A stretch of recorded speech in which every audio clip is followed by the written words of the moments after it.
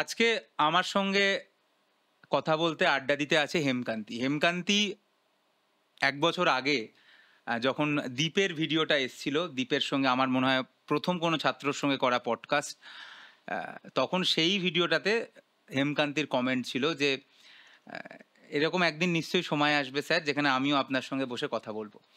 আজকে ১ বছর পেরিয়ে গেছে এবং হেমকান্তি এই মুহূর্তে মালদা মেডিকেল কলেজে প্রবেশ করার ঠিক দোরগোড়ায় দাঁড়িয়ে রয়েছে। ওর ফার্স্ট ইয়ার এমবিবিএস শুরু হতে পারে, যদিও কাউন্সিলিং এখনো বাকি রয়েছে, হতে পারে ওর অন্য কলেজেও হতে পারে। যাই হোক, মোট কথা ও একটা পশ্চিমবঙ্গের সরকারি মেডিকেল কলেজে এমবিবিএস পড়ার ঠিক লাস্ট স্টেপে দাঁড়িয়ে রয়েছে কাউন্সিলিংয়ের জন্য। অলরেডি ও মালদা মেডিকেল কলেজে অ্যালোটেড। তো আজকে আমার সঙ্গে আড্ডা দেবে এবং প্রচুর আমরা গল্প করব। আমার সঙ্গে রয়েছে Hemkanti Chakraborty. Welcome. Thank you sir, প্রথমে আমাকে ইন্টারভিউ ডাকার জন্য। এটা ইন্টারভিউ নয়, প্রথম কথা, একদম এত তুই সিরিয়াস হোস না। হ্যাঁ স্যার, ভেরি ভেরি ক্যাজুয়াল। তো হেমকান্তি, মানে তো আমি তো শুনলাম তোর বাড়ি খানাকুল, তো এই মুহূর্তে খানাকুলের কি পরিস্থিতি? খানাকুল তো স্যার শুধুমাত্র এই বন্যাতেই না, মানে যতবারই বর্ষা আসছে খানাকুলের অবস্থা তো খুবই খারাপ হয়ে যায়। এবছর একটু বেশি সিভিয়ার হয়েছে আমাদের ওইদিকে বন্যা, বাট আমাদের ওইদিকে যে সাইবোনা এইসব জায়গাগুলো আছে, এই জায়গাগুলো একদমই নিচু জায়গা এবং এখানে তো বন্যায় অনেক সাধারণ মানুষের ক্ষতি হয়। যাই হোক, আমাদের ওই দিকটা মানে প্রত্যেকবারই বন্যা। তো এই যে প্রত্যেকবার এই বন্যা হয়, তা নিশ্চয়ই কারেন্ট এগুলো সবই ডিসরাপ্টেড হয়ে যায়। তো এই মানে সেগুলোতে তোদের মানে তোর ব্যক্তিগতভাবে, যেহেতু ছোটবেলা থেকে দেখছি এরকম বন্যা হচ্ছে বা এইগুলো, তো এই ক্ষেত্রে তোর কোনো মানে অসুবিধা হয়নি বা মানে কি মনে হচ্ছে ওভারঅল, কি মানে তুই যদি কোনো প্রবলেম ফেস করিস আর কি? অসুবিধা বলতে স্যার শুধু তো আমার না, আমার পার্শ্ববর্তী অনেকগুলো গ্রাম আছে। যেমন আমি রাধাবল্লভপুর গ্রামে থাকি, খানাকুল থানার অন্তর্গত। আমার পাশে আরও গ্রাম আছে, যেমন পাতুল, সাইমোনা যেটা বললাম, খানাকুল। এই জায়গাগুলোয় অনেক সাধারণ মানুষদের, যেমন আমরা যেহেতু গ্রামের ছেলে, অনেকের মাটির বাড়ি, তো বাড়িও পড়ে যায় অনেক মানুষের যে পশু, গবাদি পশু, সেগুলো ভেসে যায়। তো এগুলো তো বড় ক্ষতি হয় আর বড় ক্ষতি, যেহেতু ছোটবেলা থেকে দেখছি অনেকটা মানে ক্যাজুয়াল হয়ে গেছি জিনিসগুলো নিয়ে। তবে জিনিসটা ক্যাজুয়াল নয় আর কি, এবং আমি চাইবো যে এরকম যেন অ্যাটলিস্ট সব রকম ভাবেই একটা ব্যবস্থা হয়, যাতে অবশ্যই বন্যা, প্রাকৃতিক ডিজাস্টার হয়তো আমরা আটকাতে পারি না, কিন্তু অ্যাটলিস্ট আমরা চেষ্টা করতে পারি যতটা সম্ভব সেটাকে কন্ট্রোল করা যায়। এবং সেই জন্য আমি চাইবো সমস্ত সরকারি, কেন্দ্রীয়, রাজ্য সরকার একসাথে মিলে একটা এমন কিছু করবে যাতে এই সিভিয়ারিটি কমে যায় আর কি। তো যাই হোক হেমকান্তি, ১ বছর আগে তুই কমেন্ট করেছিলিস দীপের ভিডিওতে, যেটা দিয়ে বলে শুরু করলাম। হ্যাঁ স্যার। তো মানে সেই সময় তো তখন তোর প্রিপারেশন চলছে, তখন ফিনিক্স ব্যাচের স্টুডেন্ট মনে হয়। ঠিক না স্যার, তখন আমি প্রথম, আমার ফার্স্ট ড্রপ ছিল সেটা। আচ্ছা। তো সেই ব্যাচে আমি দীপদার সাথে পড়ি। আচ্ছা। তো সেখান থেকে দীপদা খুব ভালো স্কোর করে, এখন মেডিকেল কলেজ কলকাতায় রয়েছেন। আচ্ছা। তো দাদাকে খুবই কংগ্রাচুলেশন, এবং দাদার যে ভিডিও সেখান থেকেই আমি ইন্সপায়ার। মানে সে বছর তুই পাসনি? সে বছর তুই প্রিপারেশন নিয়েছিলিস এবং যেটা কথা ছিল যে আমাকে গাইড করার মতো তখন কেউ ছিল না। আমি বুঝতে পারছিলাম না যে আমি কি মিস্টেক করেছি আমার ফার্স্ট ড্রপে। তো দাদা স্ট্র্যাটেজিগুলো তারপর শুনি যে কিভাবে দাদা ফলো করেছিল, যেহেতু আমার মতো সিচুয়েশনই ছিল, ফার্স্ট ড্রপে দাদা ক্র্যাক করে। তো আমি সেখান থেকে বুঝতে পারি যে আমি কি মিস্টেক করেছি। তো সেগুলোর ওপর কাজ করার পরেই আজকে এখানে। কি মিস্টেক বলতে, যেমন নিটের তো স্যার মেনলি কিছুই পিলার হয় যেগুলো ক্র্যাক করতে পারলে সে যে কোনো অ্যাটেম্পটে, ফার্স্ট অ্যাটেম্পটই হোক, 6th 7th, সে যে কোনো অ্যাটেম্পটে যদি এই কটা পিলারে টিক করে দিতে পারে সে অবশ্যই সিলেক্টেড হবে। যেগুলো স্যার মেনলি প্রথম তো কনসেপ্ট, কারণ কারো যদি কনসেপ্ট ক্লিয়ার না থাকে সে নোট পড়ে বা কিছু করে সে করতে পারবে না। দ্বিতীয়ত কনসেপ্টের পর হচ্ছে এনসিআরটি, কনসেপ্ট বুঝে এনসিআরটি পড়তে হবে। তারপরে যে টপিকটা পড়লো তার উপরে এমসিকিউ সলভ করতে হবে, তারপরে মক টেস্ট। এটাই সবসময় উপায়, এটাই অ্যাকচুয়ালি বেসিক। এবার এটাতেই লোকে করে না, লোকে কিছু একটা না কিছু মিস করে। মানে যার কনসেপ্ট ক্লিয়ার সে হয়তো এনসিআরটি পড়ে না, যে হয়তো concept NCERT clear MCQ practice করে না, যে এমসিকিউ প্র্যাকটিস করে সে হয়তো মক টেস্ট দেয় না। 4টে বক্সে টিক রাখা খুব ইম্পর্টেন্ট, যেটা তুই আগের বছর করিসনি। যেটা আমি আগের বছর, মানে কোন জিনিসগুলো করিসনি আগের বছর?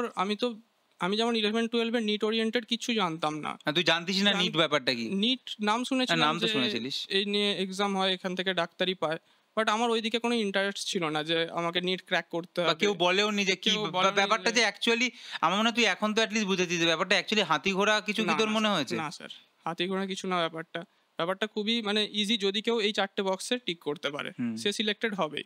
সেটা তার যত নম্বর অ্যাটেম্পটই হোক, কেউ যদি সেই পার্টিকুলার বছরে এই চারটে পিলারে টিক করে দেয় তো তার সিলেকশন হবেই।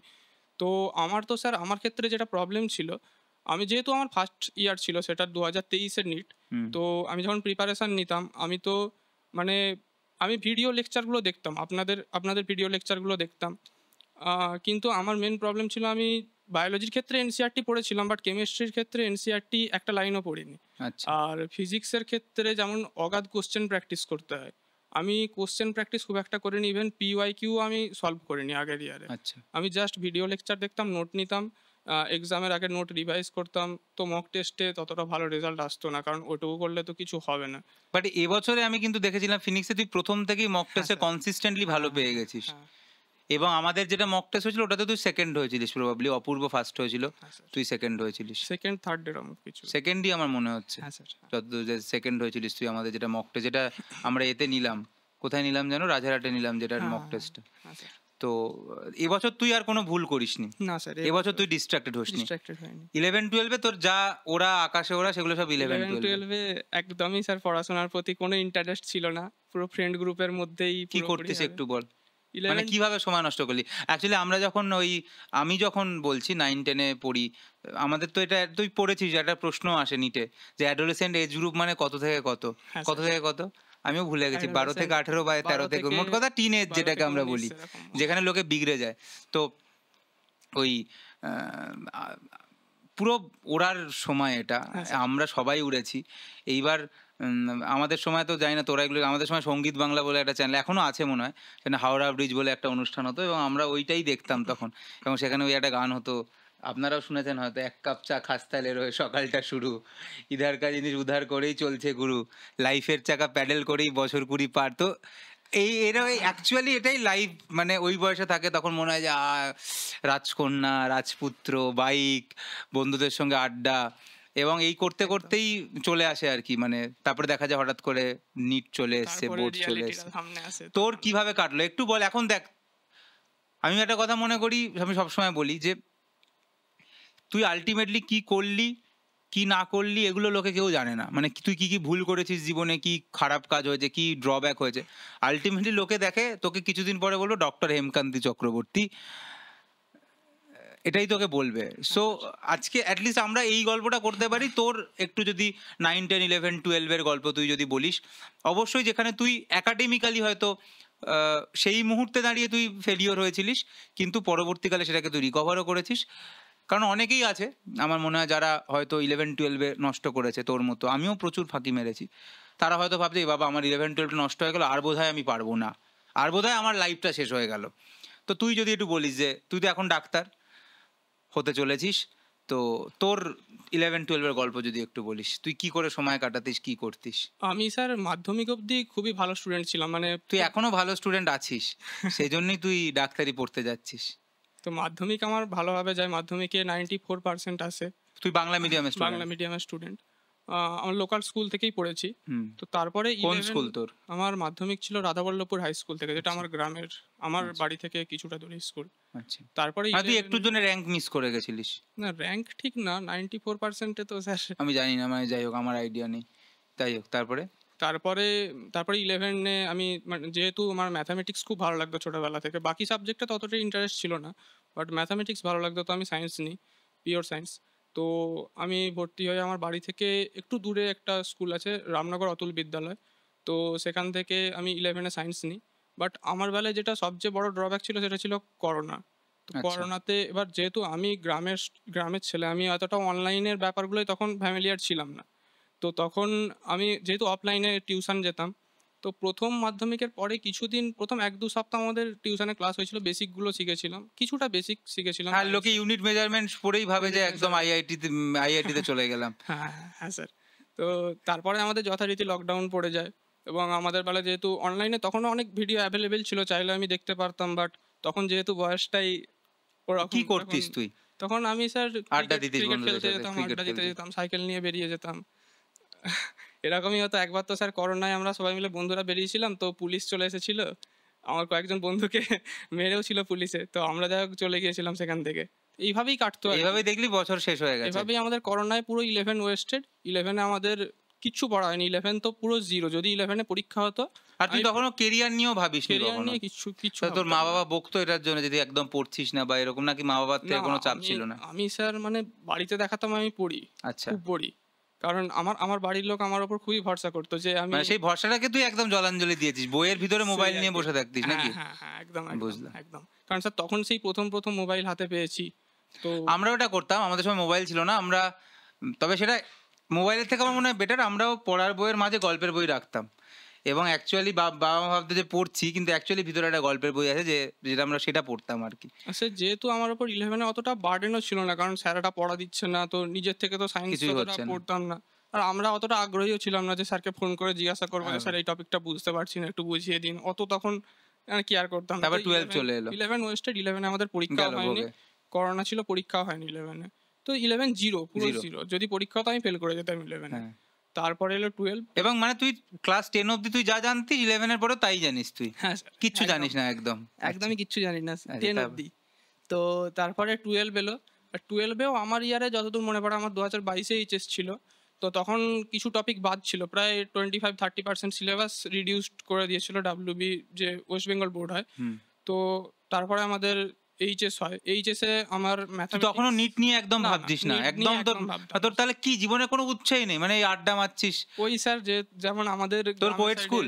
হ্যাঁ স্যার, কোয়েট। তাহলে শুধু আড্ডাই দিলি নাকি? না, বাকি কিছু হয়নি স্যার। মানে তুই আড্ডা। চেষ্টা করেছিস, ফেল করে গেছিস? হ্যাঁ স্যার, না চেষ্টাও করিনি। এটা তো এখন বাবা সামনে বসে আছে বলে বলছিস। চেষ্টা হয়তো করিসনি ছিল। তা তো হবে না। হয়তো ছিল স্যার, তবে যাই হোক। হ্যাঁ, তখন তো ডিস্ট্রাকশন যেমন এসেছিল। এসছিল। বাট তারপরে 12-এ আমার ম্যাথামেটিক্স ভালো লাগতো। আর 12-এ আমরা জানি যে আমাদের যেটা ওয়েস্ট বেঙ্গল বোর্ডে যে ছায়ার বইটা হয়, মানে এরকম মোটা সাইজের, তো সেইটা করতেই সারাদিন চলে যেত। আমি ম্যাথামেটিক্স খুব ভালোবাসতাম প্রথম থেকেই, তো আমি হুম। ম্যাথামেটিক্সই সারাদিন করতাম। আর কেমিস্ট্রি আমার জিরো ছিল। না, তখন তোর জীবনে কোনো উদ্দেশ্য না, নেই, না, না, কোনো না, লক্ষ্য না, নেই। না, কি আমি করব আমরা জানি না। আমি আমি আমি যদি তখন 12-এ ফেলও করে যেতাম, আমার তখন ওইটা নিয়েও চিন্তা ছিল মানে না। কিছুই ব্যাপার জানি না। কোনো মানে পুরো ব্যাপার নেই। উড়ছিস একেবারে পুরো পুরো। বিন্দাস। পুরো উড়ছিস একেবারে। আচ্ছা। হ্যাঁ স্যার। তো তারপরে আমি ম্যাথামেটিক্স খুব ভালো করতাম। হুম। বাকি সাবজেক্টগুলো একদম জিরো ছিল। হুম। তারপরে দেখতে দেখতে আমাদের পরীক্ষা চলে আসে 12-এ। তো পরীক্ষা দিই। এবার আমাদের সময় আমাদের অ্যাডভান্টেজ ছিল। আমি বলছি এখন, মানে জানি না কিছু ভুল বলছি কিনা, কিন্তু আমাদের বেলায় যে আমাদের স্কুল ছিল, হয়তো অনেক স্কুলে এরকম হয়েছিল, যেহেতু আমাদের বেলায় স্কুলে পরীক্ষা ছিল, তো আমরা অনেকটাই হেল্প পাই। আচ্ছা, মানে হেল্প করে দেয় আর কি, মানে মানে যেটা বেশি ইল্লিগাল। বেশি ডিটেলে যাচ্ছি না স্যার। আচ্ছা। তো সেখান থেকে আমার রেজাল্টটা অনেকটা ভালো হয়। না, সেটা সে বছর আমি শুনেছিলাম কোভিডের মাঝে অনেক হ্যাঁ, এরকম, হ্যাঁ, হ্যাঁ, তখন স্কুলেই হোম সেন্টারে হোম পরীক্ষা সেন্টারে হয়েছিল পরীক্ষা এবং হয়েছিল। অনেক কিছু খবর বেরিয়েছিল যেটা একদমই উচিত না। যাই হোক, তারপরে? হ্যাঁ, তো আমরা তো যেহেতু পড়াশোনা করে যাইনি, এবং এখানে আমরা আমি বলে দিই, এখানে কিন্তু স্টুডেন্টদের কোনো দোষ নেই। মানে এখানে আমার কেউ কমেন্ট করতে হলে সব বলে লাভ নেই। এটা স্কুল অ্যাডমিনিস্ট্রেশনের দায়িত্ব আর কি, যে ফেয়ার এক্সামিনেশন কন্ডাক্ট করা। তাই এখানে ছাত্রছাত্রীদের কোনো কথা বলে লাভ নেই। যাই হোক, তারপরে তারপরে তুই এইচএস দিলি? হ্যাঁ, তারপর আমি এইচএস দিলাম। তো এইচএসে যথারীতি যেহেতু ওরকম ছেড়ে দে, হয়েছিল, ওটা তো। তো ভালো রেজাল্ট হয় খুব। কিন্তু ম্যাথামেটিক্স যেহেতু আমার ভালো সাবজেক্ট ছিল, ওতে আমার হেল্প লাগে না। আমি ম্যাথামেটিক্সে 100 স্কোর করি। কিন্তু বাকি যে সাবজেক্টগুলো ছিল তাতে আমার স্কোর 90 আপ ছিল। কিন্তু ফিজিক্সে সেখানে তুই নিজের ক্রেডিট নিজের বলছিস না ক্রেডিট না, পুরোটা। সেগুলো হয়তো নিজের ক্রেডিটে দিলে ওই পরীক্ষার আগে 1 মাস একটু ভালো করে পড়ে নিয়েছিলাম, হয়তো 60-70 এরকম আসতো। তার চেয়ে বেশি আসতো না তো সাবজেক্ট। এইখান থেকে আমি বুঝতে পারলাম যেটা, এবং এই যে তোর এই লাইফটা, এটাই বেশিরভাগ ছেলে মেয়েদের লাইফ। তারা জানেও না, তারা রোজ স্কুলে যাচ্ছে, আড্ডা আমার দিচ্ছে। পুরো ফ্রেন্ড সার্কেলে যতজন ছিল, হ্যাঁ, তাদের মধ্যে আমি সবচেয়ে ভালো স্টুডেন্ট ছিলাম। হ্যাঁ। মানে তাদের মধ্যে আমি ভালো পড়তাম, তো আমি নিজেকে রাজা ভাবতাম। রাজা ভাবতিস, মানে যে- কুয়োর ব্যাংক টাইপের। হ্যাঁ, কুয়োর ব্যাংক টাইপের। তো এবং সব থেকে বড় ব্যাপার এই যে তুই যেটা বললি, এরকমই মানে লোকে 11-12 এটাই করে, লোকে টিউশনে যাচ্ছে, পড়তে যাচ্ছে, কেন যাচ্ছে কেউ জানে না। না, লোকে না। স্কুলে তো যাবো 3 দিন প্র্যাকটিক্যালের দিন, কিন্তু বাকি 3 দিন না গিয়ে কি করছে সেটার কোনো উত্তর তাদের কাছে নেই। না স্যার। বাকি দিনগুলো বাড়িতে বসে কিন্তু কিছু করছে না না, না। বেসিক্যালি। তো এটা ব্যাপার, স্কুলে যাচ্ছে, আড্ডা স্যার, মারছে, প্রেম আমার- করছে, এই সব করছে। আমার প্রাইভেট হুম। যাওয়া নিয়েও একটা স্মৃতি আছে। আমি যে স্যারেদের কাছে প্রাইভেট পড়েছি, তারা হয়তো যদি ভিডিওটা দেখেন, তারা হয়তো রিলেট করতে পারবেন, যে আমার কথাগুলো হয়তো মনে পড়বে। আমি সব প্রাইভেটে 1 থেকে 1.5 ঘন্টা লেটে পড়তে যেতাম। তুই 1-1.5 ঘন্টা কি করতিস? 1-1.5 ঘন্টা, মানে যেহেতু আমাদের সকালে প্রাইভেট ছিল, আমি একদম ভোরবেলা উঠতে পারি না। তো আমি স্যার সবার লেটে উঠতাম, সবার শেষে, মানে যতজন ফ্রেন্ড মিলে তোকে পড়তে যে তারপর যেতাম। ঢুকতে দিত, এটা তোর ভাগ্য ভালো। ঢুকতে দিত, আমার খুব ভাগ্য ভালো ছিল। তবে আমার ম্যাথামেটিক্সের স্যার খুবই ভালো ছিলেন। আমি যাওয়ার পরেও যে টপিকগুলো হয়ে গেল, সেটা সেটা তোকে আরেকবার করে আমাকে দিত। লাস্টে পড়াতেন। বাট বাকি টিচারদের অত, মানে আমার প্রতি অত, তাদের কি এসে যায়? আমি যেহেতু আমার আমার দোস্ত, সেখান থেকে আমি এরকমভাবে পড়তে যেতে দেরি করতাম। এবং আমি কেমিস্ট্রি ব্যাচে এত খারাপ স্টুডেন্ট হুম। ছিলাম আমার জন্য একটা সেপারেট ব্যাচ করে দিয়েছিল বুঝলাম বুঝলাম। আমি তার মানে আমি আমার বুঝলাম friends যে দের একদম তুই গাড়িকে ফিফথ গিয়ারে দিয়ে, তোর উচ্ছন্নে যাওয়ার গাড়িকে ফিফথ একদম। গিয়ারে দিয়ে তুই তোর লাইফে কোনো উদ্দেশ্য নেই, লক্ষ্য নেই, তুই ঘুরে বেড়াচ্ছিস উড়ে বেড়াচ্ছিস, কি আসলে করতে হবে জানিস এগুলো না। এগুলো আমি একদমই শো অফের জন্য বলছি না, এগুলো করা একদমই উচিত না, আমি করেছি না সেই না, জন্য। এটা এরকম নয়, এরকম ভাবেই চলে যায় যে লোকে ইন্টারভিউটা তোর কখন দেখবে বলতো, আমি সেটাতে আসছি। এবার সেটাতে আমি বলছি যে লোকে ইন্টারভিউটা যখন তোর দেখবে সেটা কোন সময়টা বলছি। এই যে উঠছিস, তুই উড়ে যাচ্ছিস, আকাশে উঠছিস, তোর উচ্ছন্নে যাওয়ার গাড়ি ফিফথ গিয়ারে, এইখান থেকে তুই হঠাৎ করে ক্লাচ টিপে নিউট্রাল দিলি এবং তুই রিভার্স গিয়ার মারলি, এইটা কি করে হলো? মানে হঠাৎ করে তুই টুয়েলভে পড়ে, যে ছেলেটা কেমিস্ট্রি জানে না, ফিজিক্স জানে না, অঙ্ক জানে যেটা ডাক্তারিতে লাগে না, বায়োলজিতে ইন্টারেস্ট বায়োলজিতে কোনো ইন্টারেস্ট নেই, পড়াশোনাতে কোনো ইন্টারেস্ট নেই, কেরিয়ারে কোনো ইন্টারেস্ট নেই, সে হঠাৎ টুয়েলভে পরে মনে করলো ডাক্তার হতে হবে, যেটা একটা হাইলি কম্পিটিটিভ এক্সাম। আমি নিটকে কঠিন পরীক্ষা কোনোদিন বলি না, কিন্তু it's a highly competitive exam, যেখানে প্রচুর ডিসিপ্লিন দরকার। তো এত একটা ছেলে যে পুরো ইনডিসিপ্লিন হয়ে গেছে, যার কোনো কেরিয়ার গোল নেই, তো এই ফিফথ গিয়ার থেকে নিউট্রাল করে রিভার্স গিয়ার, এইটা কি করে হলো সেটা সবার আগে বল। ডাক্তারিতে আসার পেছনে একটা ইমোশনাল স্টোরি আছে আমার। আচ্ছা, তবুও প্রথমে ইমোশনাল স্টোরি বলতে পারি, এগুলো লোকে খুব শোনে, যদিও আমি সেটা বলছি না, তো মানে এমনিই বল, আমরা সবাই শুনতে চাই আর কি। প্রথমত তো আমার ডাক্তার হওয়ার কোনো ইচ্ছা ছিল না। একদম, তোর কিছু হওয়ার ইচ্ছা ছিল না, না? একদমই তুই না। আড্ডা দিবি, ক্রিকেট একদম, খেলবি, বন্ধুদের একদম। সাথে ঘুরতে যাবি, আরো একদম, বাকিগুলো যেগুলো বাবার সামনে বলছিস না সেগুলো করবি, এটাই করবি। হ্যাঁ, স্যার। তারপর ডাক্তার হওয়াটা মানে তারপরে তারপরে আমার কোনো লক্ষ্য ছিল না। আমি তারপরে 12 এর পরে ভাবি যে অনার্স করব, বাট মানে জেনারেল লাইনে পড়ে, যেহেতু আমাদের মতো জেনারেল স্টুডেন্টদের এখন দেখছি মানে তেমন রিক্রুটমেন্ট নেই গভর্নমেন্ট জবে। তো আমি ভাবি কোনো একটা কম্পিটিটিভ এক্সাম ক্লিয়ার করতে হবে, নাহলে জীবনে স্ট্যান্ড করতে পারবো না। ব্যাংক ফ্যাংক এইসব। তখন রিয়ালিটি সামনে আসে যে না, অনার্স আর করবো না, আচ্ছা। আমি এবারে একটা কম্পিটিটিভ পরীক্ষা ক্র্যাক করবো। আমি প্রথমবারে সব কটা পরীক্ষা দিই, যে নিট থেকে শুরু করে ডাব্লিউবিজেই, মানে এটা এইচএস এর বছরে বলছিস? এইচএস এর বছর, সে তো তোর কোনো 2022 প্রিপারেশনই কোনো নেই। প্রিপারেশন নেই, অথচ বাড়িতে জানে আমার খুব ভালো প্রিপারেশন আচ্ছা। আছে। তো আমি সব পরীক্ষায় বসি, জেন পাস থেকে শুরু করে, জেন পাস যেটা মানে তুলনামূলক নিটের চেয়ে অনেক ইজি পরীক্ষা, তাতেও আমার র্যাঙ্ক ভালো আসেনি। আমি নার্সিংয়েও চান্স পাইনি, আমি প্যারামেডিক্যালেও চান্স পাইনি, কোনো কিছুতে চান্স পাইনি। যথারীতি আমার যেহেতু কোনো কনসেপ্ট ক্লিয়ার নেই, তো আমি কিছুতে চান্স পাইনি। মানে সেটা তোর রিয়েলিটি চেক, Reality প্রথমবার তুই ফেলিওর করলি, প্রথমবার ফেল। কারণ তুই উচ্চ মাধ্যমিকে ভালো নম্বর পেয়ে গেছিলিস। এবার স্যার, আমাদের গ্রামের দিকে আমার কয়েকটা দাদা আছে, আমি তাদের একদমই ছোট করছি না, তারা আমার চেয়ে অনেক ইন্টেলিজেন্ট, কিন্তু তারা আমার চেয়ে অনেক বেশিবার ড্রপ করে ফেলেছে, এখনও নিটে চান্স পায়নি। তো আমি বাড়ির লোককে বলি যে ওই তো দাদারা ওরকম প্রিপারেশান নিচ্ছে, তাহলে আমি 1 বছর প্রিপারেশান নিই, নিটের? নিটের প্রিপারেশান নিই পরের বছর। এবার নিটের কারণ তখন আমার ওখানে আমার গ্রামে একটা ইনসিডেন্ট ঘটে, যেখানে তুই জেন পাসেও ফেলড হয়ে জেন গেছিলিস। পাসেও ফেল হয়ে গিয়েছিলাম। আচ্ছা। তখন আমার গ্রামে আমরা সবাই ক্রিকেট খেলতাম, তখন 12 হয়ে গেছে, তখন আমরা সবাই ক্রিকেট খেলতে যেতাম বিকালবেলা। তো তখন আমি একদিন ক্রিকেট খেলতে যাইনি, তখন আমাদের সাথে অনেক বাচ্চারাও ক্রিকেট খেলতো, তো আমাদের একটা ভারী প্লাস্টিকের বলে খেলা হতো। সেদিন আমি জানি বাচ্চা ছেলেটা নন স্ট্রাইকে দাঁড়িয়েছিল, তখন একটা দাদা খুব জোরে বলটা হিট করে, তো বাচ্চা ছেলেটার ঠিক মাথার পিছনে বলটা লাগে, সে তখনই সেখানে অজ্ঞান হয়ে যায়, তাকে জল দেওয়া হয়। তো সে বাড়িতে এসে যথারীতি তার মা বাবাকে কিছু বলেনি যে তার এরকম হয়েছে বলে, কারণ বকাঝকা করবে আমাদের। তো সে কিছু বলেনি। তারপরে তাকে আমাদের ওয়েস্ট বেঙ্গলের একটা যেখানে মানে খুব একটা ভালো হসপিটাল, যেটা SSKM, সেখানে নিয়ে যাওয়া হয়, এবং সেখান থেকেও তাকে বলে দেওয়া হয় যে একে বাঁচানো যাবে না। তো সে সেখানেই স্পটে মারা যায়। তো এবং তার বাড়ির একটাই ছেলে ছিল, তার মা বাবার আর ছেলে নেই। তো তখন আমি ভাবি যে যেহেতু আমি প্রিপারেশান নেবই ভেবেছি, আমার গ্রামে কোনো মানে পাস করা ডাক্তার নেই। মানে ওই সময় কোনো একজন ডাক্তার নেই যে একটা প্রপার গাইডেন্স ইমিডিয়েটলি বেসিসে কিছু ইমিডিয়েট করতে পারে, বেসিসে যদি হয়তো ইমিডিয়েট বেসিসে বলতো যে কে সঙ্গে সঙ্গে হসপিটাল নিয়ে যেতে হবে, মানে দেরি করতো না কিংবা আর কি। যদি একটা ডাক্তার সেই স্পটে থাকতো, সে হয়তো তাকে সঙ্গে সঙ্গে রেফার করতো, বা কিছু একটা হয়তো সাহায্য হতো, কিন্তু সেটা হয়নি। তো সে শেষ পর্যন্ত মারা যায়।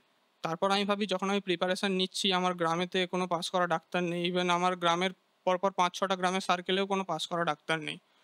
তো আমি ভাবি তাহলে ডাক্তারির জন্যই প্রিপারেশান নেওয়া যাক। তখন জানতাম না যে কিভাবে প্রিপারেশান নিতে হয়।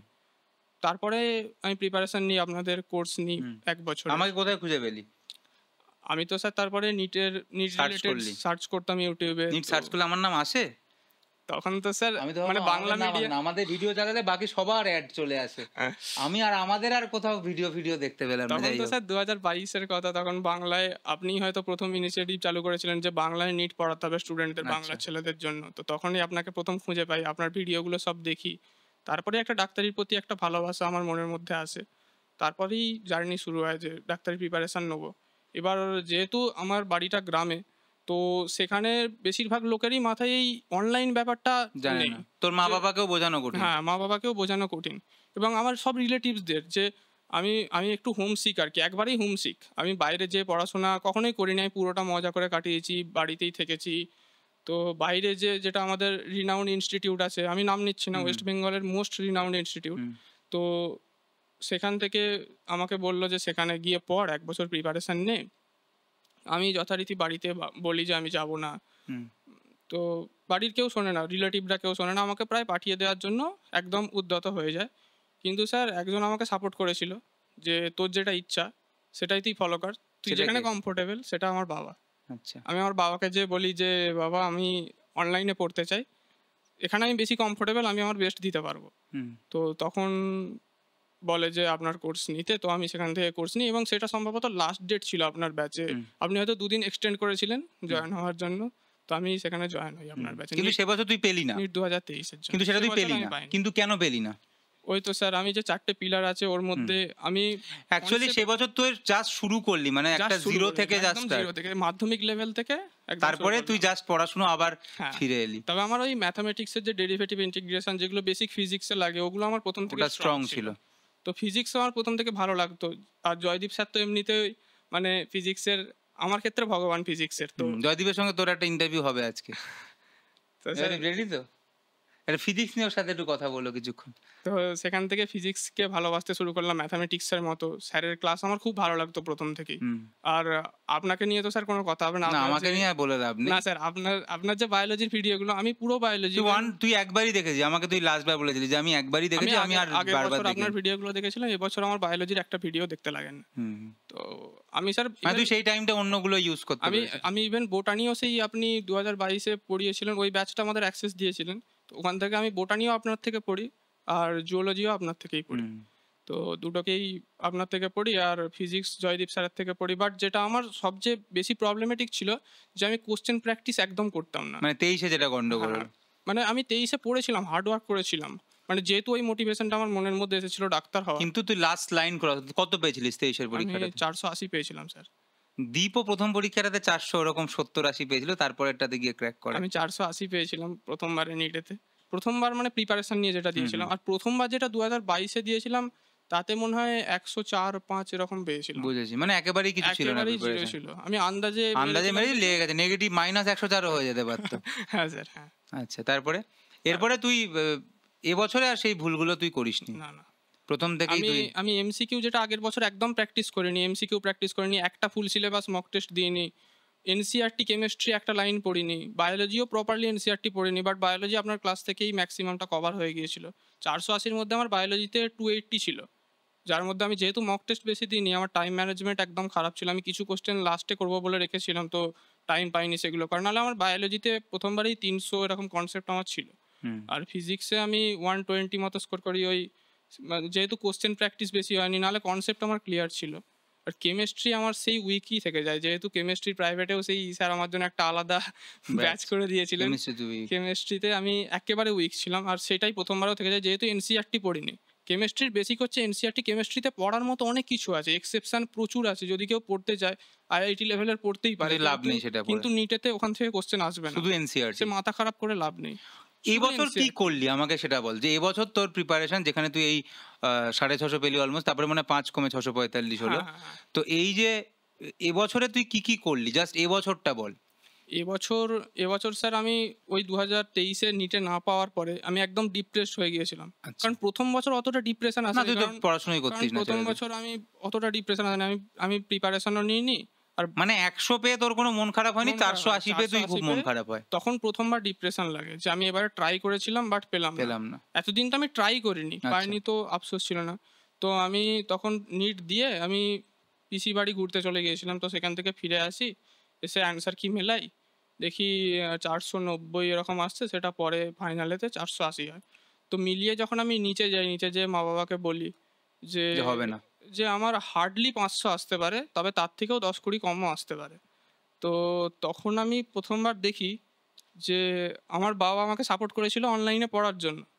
তো প্রথমবার দেখি ওনার মুখটা ফ্যাকাশে হয়ে গেছে, যেটা আমার কাছে সবচেয়ে বেশি ডিসঅ্যাপয়েন্ট যে তুই লেগেছিল তোর এই বাবার ব্যাপারটায়। যে ভরসা সেটাকে তুই যে একজন ভরসা করেছিল আমার ওপর, তার ভরসাতেও আমি দাঁড়াতে পারিনি। হুম, বাকিরা তো স্যার আমাকে সাপোর্ট করেইনি। হুম। বাকিরা রিলেটিভরা তারপরে কথা বলাও বন্ধ করে দিয়েছিল। আচ্ছা মানে এরকম ব্যাপার হয়। যেহেতু স্যার আমি আ তাদের কোনো দোষ নেই। যেহেতু তারা আমাকে বলেছিল যে অফলাইনে পড়তে যা, আমি যাইনি। তারা নিশ্চয়ই ভাববে যে আমারই দোষ আছে, কারণ আমি ক্লিয়ার করতে পারিনি।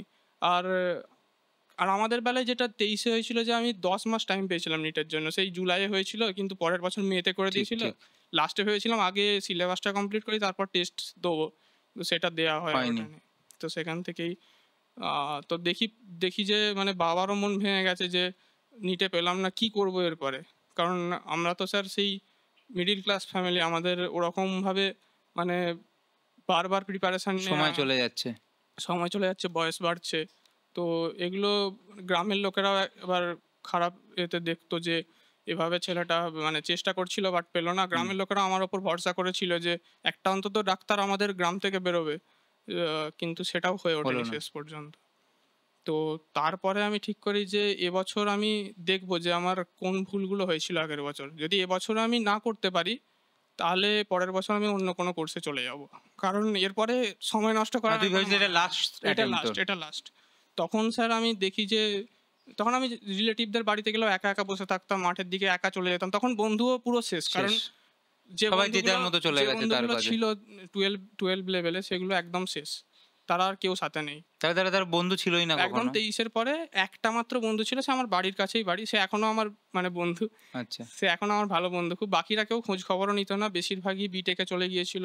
কেউ অনার্স করছে, কেউ অন্য কোনো কোর্সে চলে গেছে, প্রাইভেট কোর্সে। তারপর তুই বাড়ি বসে আবার শুরু করলি তারপর প্রিপারেশন। বাড়ি বসে আবার প্রিপারেশন শুরু করলাম। তখন আমি দীপদার ভিডিওটা দেখি। আমি ভাবলাম যে দীপদা তো আমার সাথেই পড়তো, আমার মতোই স্টোরি। 12 অব্দি নিটের জন্য পড়েনি। বাট তারপরে ১ বছরে কি করে ৬৬৩, তখন তো খুব বেশি নাম্বার ছিল ৬৬৩। হুম। এখনো খুব বেশি নাম্বার। হয়তো এবছর র‍্যাংকের সাথে আমি তুলনা করছি না। তো না ৭২০ তে ৬৬০ পাওয়া মানে যেটা অবভিয়াসলি মানে ৬০ নম্বর কম মানে মানে ১২টা কোশ্চেন এটা মাত্র। জোক না, একদমই জোক না মানে এটা। ১৮০ টার মধ্যে ১২টা কোশ্চেন মাত্র ভুল। মানে একদম। ১৬৮ টা কোশ্চেন কারেক্ট ১৮০ টার মধ্যে। এটা ইয়ার্কির তার কথা মধ্যে নয়। হয়তো অনেক সিলি মিস্টেকও করেছে। সেটাই অবভিয়াসলি ৪-৫ টা সিলি মিস্টেক। হ্যাঁ, তো আমি ওর ভিডিওটা দেখি যে ও তো আমার মতো সিচুয়েশনেই ছিল। এ তো আমার চেয়েও ফিন্যান্সিয়ালি ব্যাকগ্রাউন্ড দীপদার খারাপ ছিল। তো আমি ওর ভিডিওটা ১ম এ দেখি যে দাদা কিভাবে মানে কি করেছিল হয়তো এতটা ভালো স্কোর করার জন্য, যেগুলো আমি করতে পারিনি। তো সেখান থেকে আমি বুঝতে পারি যে ১ম এ আমাকে কনসেপ্ট ক্লিয়ার করতে হবে। আমি ক্লাসের সাথে নোট নিতাম। যেটা দীপদা বলল, ক্লাসের সাথে একদম নোট নেয়া ঠিক না। ১ম এ কনসেপ্ট ক্লাসটা বুঝে শোনা দরকার ভালো করে। শোনা দরকার। তারপরে হয়তো শর্ট নোট নেওয়া যেতে হ্যাঁ, পারে। হ্যাঁ। যেমন জয়দীপ স্যার ধরুন ৫ টা কোয়েশ্চেন করালো। ৫ টা হয়তো মানে একই টাইপের হলো। কারণ কোয়েশ্চেন খুব বেশি করতেই ঠিক, হবে, ঠিক। কিছু করার নেই। তো আমি ৫ টা কোয়েশ্চেনই লিখে টাইম ওয়েস্ট করার কোনো দরকার নেই। আমি ফর্মুলাটা লিখে নিলাম, তার অ্যাপ্লিকেশন গুলো ছোট, ছোট পয়েন্টে লিখে নিলাম, ব্যাস। সেটাই, কিংবা হয়তো একটা কোয়েশ্চেন লিখলাম হার্ডলি, সেটাই, যেটা ৫ টার মধ্যে সবচেয়ে হার্ড, সেই কোয়েশ্চেনটা লিখে নিলাম। সেটাই। তো এইগুলো আমি দীপদার ভিডিও থেকে দেখি। তারপর দাদা বলল যত বেশি অফলাইন মক টেস্ট দেওয়া যাবে। অফলাইন বলতে আমি কোনো অফলাইন ইনস্টিটিউটের সাথে যুক্ত ছিলাম না। আমি ওই বাড়িতেই প্রিন্ট আউট করে, যেমন দাদা বলল যে নিটের আগে করেছিল। আমি ওরকম অফলাইন মক টেস্ট প্রচুর দিয়েছি। তারপরে এমসিকিউ প্রচুর সলভ করেছি। প্রায় যত পিওয়াইকিউ ছিল বিগত ২৫ বছরের, সেগুলো প্রায় ৫-৬ বার সলভ করেছিলাম। মানে এনসিইআরটির মধ্যে হোক বাইরে হোক সব করে হ্যাঁ, হ্যাঁ, গেছিস। হ্যাঁ, হ্যাঁ। বিগত বিগত ২৫ বছরের। তারপরে এনসিইআরটি কেমিস্ট্রিকে ভালো করে পড়ি। ওইটাই মেন। ওইটা মেন। এনসিইআরটি একদম কেমিস্ট্রিকে আমার যে ফোকাস। কেমিস্ট্রিতে আমি যখন নাম্বার পাই ৪৮০, তার মধ্যে কেমিস্ট্রিতে আমার মাত্র ৮০ ছিল ১৮০ র মধ্যে। ওটা লোয়েস্ট ছিল। এবার কত পেলি? এবারে কেমিস্ট্রিতে 160, 80 160 ডবল, ডবল হয়ে গেছে। এবং সেটা সেটা শুধু পুরো এনসিইআরটি এনসিইআরটি। থেকেই, এনসিইআরটি থেকে আর কিচ্ছু দরকার নেই। বড়, বড় এক্সপ্লেনেশন, বড়, বড় এক্সেপশন, এগুলো পড়ে না নিটেতে। একদম বেসিক থেকে কোশ্চেন হয়, এনসিইআরটি পড়লেই একদম ক্লিয়ার হয়ে যাবে। আর ফিজিক্যাল কেমিস্ট্রির জন্য কিছু এমসিকিউ সলভ করতে হয়। That's it. এর বাইরে আর কিচ্ছু নেই। তো আমি দীপদার ভিডিও দেখি, ওখান থেকে সবকটা পয়েন্ট আমি নোট ডাউন করি যে আমার কোন কোন জিনিসগুলো ঠিক পড়ছে না। আমি ভিডিও দেখেছি, নোট নিয়েছি, নোট রিভাইজ করেছি, কিন্তু কিছু লাভ হয়নি। তো সেখান থেকে বুঝতে পারলাম এমসিকিউ করাটা কতটা ভাইটাল। তো আমি বছরের ১ম থেকেই এমসিকিউ টার্গেট করি। আর যেমন দীপদা বলেছিল ভিডিওতে, আমার এখনো মনে আছে, আমি ইন্টারভিউ দিতে আসারও 2 দিন আগে দীপদার ভিডিওটা দেখছিলাম। আচ্ছা, মানে তো ওই ভিডিওটা তোর কাছে খুব হ্যাঁ, ওই ভিডিওটা আমার খুব কাজে লেগেছে। আচ্ছা। তো ওই ভিডিওটা আমি দেখি। তো দীপদার দীপের ভিডিওর লিঙ্কটা কমেন্টে দিয়ে দিও যদি আরো কেউ একদম, দেখে। একদম, একদম, একদম। হ্যাঁ, তারপরে? তো তো দীপদার ভিডিও থেকেই আমি বেসিক্যালি আমার যে ভুলগুলো হয়েছিল সেগুলো জানতে পারি। তো সেগুলোকে কারেকশন করি। তারপরেই এখানে বুঝলাম। তারপরে তুই করেছিস। মানে বেসিক্যালি এবছর তুই ১ম থেকে এমসিকিউ করে গেছিস। মক টেস্ট সব দিয়েছিস, বাড়িতেও মক টেস্ট প্র্যাকটিস করেছিস। মানে এমসিকিউর মধ্যেই ছিলিস। আর কেমিস্ট্রি এনসিইআরটিটার প্রতিটা লাইন বাই লাইন আর স্যার পড়েছিস। সবচেয়ে বড় যেটা মিস্টেক আমি বলতে চাই, যেটা আমার আগের ইয়ারে ছিল, সেটা হচ্ছে মোবাইল অ্যাডিকশন। হুম। কারণ স্যার আপনাদের সময় হয়তো অন্য যেগুলো আপনি বললেন যে গল্পের বই সুবিধা পড়া, ছিল। আমাদের সময় ডিস্ট্রাকশন এত হ্যাঁ, ছিল না কোনো। গল্পের বই পড়া বা খেলতে যাওয়া, এইগুলো কিন্তু স্যার ফোকাসকে ততটা হ্যাম্পার করে না। কিন্তু যদি একচুয়ালি কোনো একটা জিনিস মোবাইলে, পড়ছিসই তো তুই। হ্যাঁ, কিন্তু যদি মোবাইলে কেউ শর্টস দেখতে শুরু করে, আর তার শেষ। ফোকাস একদম শেষ। সে মানে এক কত, মানে মিনিট ২ ঘন্টা ৩ ঘন্টা বেরিয়ে সে যাবে। 1 মিনিট 2 মিনিটের বেশি ফোকাস করতে পারবে না ভালো করে। সেটাই।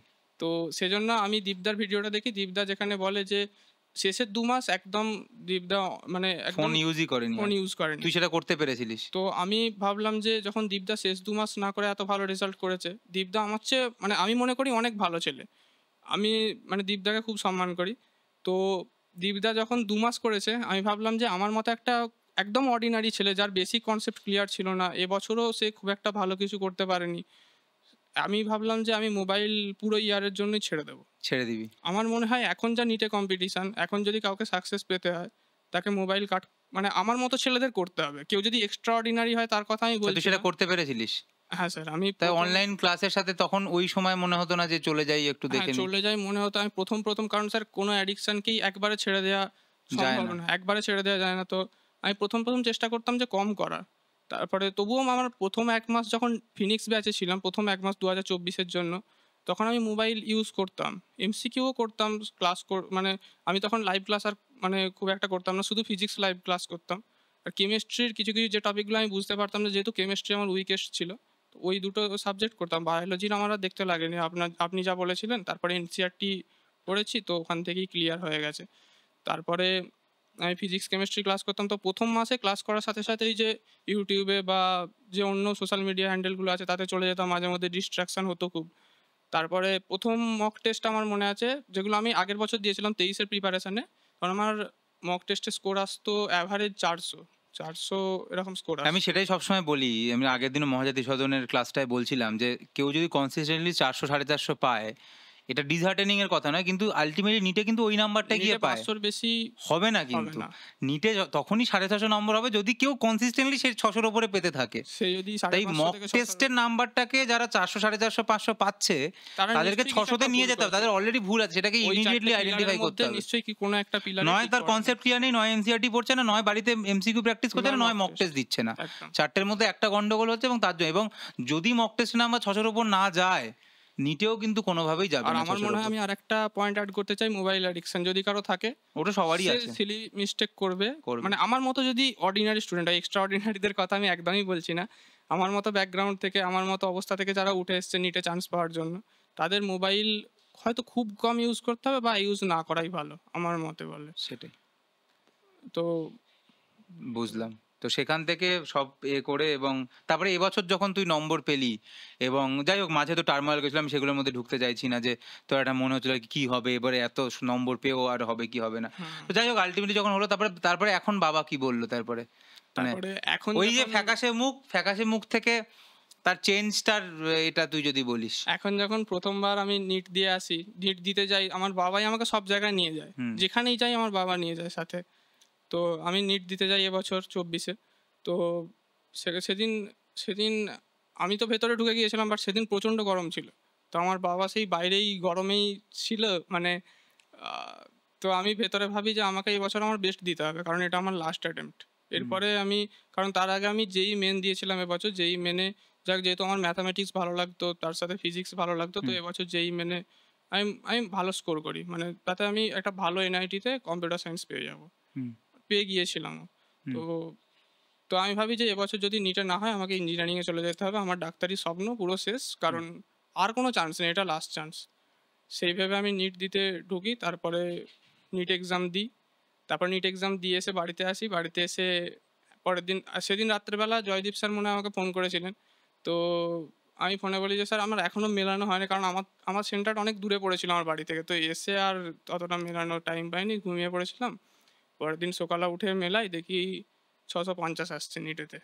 তো সেটা যখন বাবাকে যেয়ে বলি, আমি তো অনেক কিছু ভেবে রেখেছিলাম যে খুব এক্সাইটেড হয়ে যাবো। মানে যেমন রিলে দেখায় যে যখন যখন ১ম বার রেজাল্ট হ্যাঁ, দেখছে সাকসেসের, হ্যাঁ। তখন অনেক কিছু সেলিব্রেট করে। আমি হয়তো ভেবে রেখেছিলাম মনের মধ্যে যে এগুলো করব। কিন্তু সেগুলো আর হয়ে ওঠে না। আমাদের মতো যেগুলো অর্ডিনারি স্টুডেন্ট অত কিছু হয়ে ওঠেনি। রেজাল্টটা বলি, বাবা খুব খুশি হয়। তারপরে যাই হোক ভাবি আর যে তারপরে একটা যখন এই যে মালদা মেডিকেল কলেজে ভর্তি তো হয়ে গেছিস তুই ভর্তি হয়ে অলরেডি। গেছি স্যার। তো এই যেদিন ১ম বার ১ম এই মালদা মেডিকেল কলেজ, তার আগে অন্য কোনো কলেজে না, না, গেছিলিস? ১ম Malda first medical time college. Malda medical কলেজে। তো যেদিন মালদা মেডিকেল কলেজে ঢুকলি, ভর্তি হলি, সেই সময় বাবার সাথে কোনো কথাবার্তা বা কিছু হলো যেটা, বা তুই এই যে মেডিকেল কলেজে যখন ঢুকছিস একটা, সেটার ফিলিং কেমন? মেডিকেল কলেজে যখন ঢুকছি স্যার, তখন মানে সেই ফিলিংটা আমি বলতে পারবো না মুখেতে। সেটা আলাদাই ফিলিং স্যার। যখন আমি এত স্ট্রাগলের পরে এত কিছু দেখেছি, ফেলিওর থেকে সাকসেস, তারপরে মেডিকেল কলেজে যাওয়া, তাও আমার বাবার সাথে। তো সেটা একটা আলাদা ফিলিং স্যার। সেটা আমি ভাষায় বলতে পারবো না। সেটা আমি অনুভব করেছি সেদিন। তখন মানে আলাদাই ফিলিং ছিল সেটা স্যার। বুঝলাম। যাই হোক, আমার মনে হয় যে আ অনেক কিছু বেরোলো আজকের এই কথা থেকে, এবং যেটা তুই বললি বারবার ৪ টে পয়েন্ট, সেই পয়েন্টগুলো, এবং তার সাথে ৫ নম্বর পয়েন্ট মোবাইল অ্যাডিকশন, যেটা আমার মনে হয় সমস্ত নষ্টের মূলে। একদম। তো অবশ্যই প্রতিটা জিনিসকে আমি মনে করি সবাই মাথায় রাখবে, এবং আমার মনে হয় যে তুই যেরকম দ্বীপের কথা বললি, সেরকম আমার মনে হয় যে পরবর্তীকালে কেউ এসে তোর বলবে যে হেমকান্তিদার ভিডিও দেখেই আমার যে মনে হচ্ছিল আমি আর পারবো না, সেখান থেকে আমি ঘুরে দাঁড়াতে পেরেছি। অনেক ধন্যবাদ হেমকান্তি। থ্যাংকস আশা স্যার। করা যায় আবার দেখা হবে। মহাজাতি সদনে নিশ্চয়ই দেখা হবে আমাদের আরেকবার।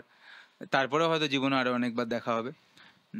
বাট খুব ভালো লাগলো তোর সাথে কথা বলে। তুই খুব থ্যাংকস। অনেস্টলি বললি, এবং তোর ব্যর্থতা থেকে সাফল্য, যেজন্য আমাদের ব্যাচটার নাম ফিনিক্স রাখা। ফিনিক্সও একদম, আগুনের মধ্যে থেকে একদম উত্তরণ স্যার। করেছিল।